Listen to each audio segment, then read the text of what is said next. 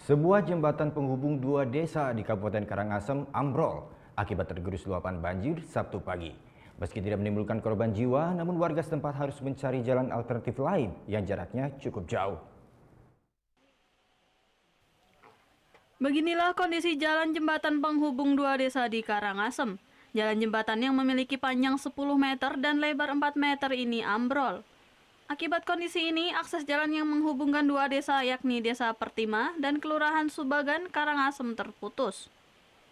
Menurut warga, ambrolnya jembatan ini lantaran terkikis oleh luapan banjir bandang akibat tingginya intensitas hujan dalam beberapa hari terakhir.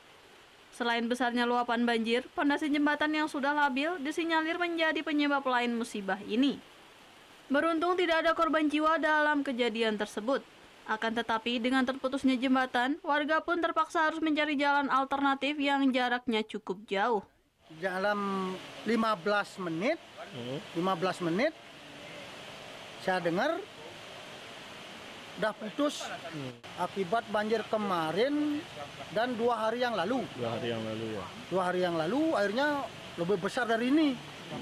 Yang kemarin cuma besar tapi tidak sebesar yang 2 hari itu. Itulah yang parahnya yang kemarin jadinya. Kemarin gitu. Ya. Karena udah roboh-roboh udah dari banjir 2 hari. Untuk menghindari hal-hal yang tidak diinginkan, untuk sementara waktu lokasi ambrolnya jembatan dipasangi spanduk peringatan oleh Dinas PUPR.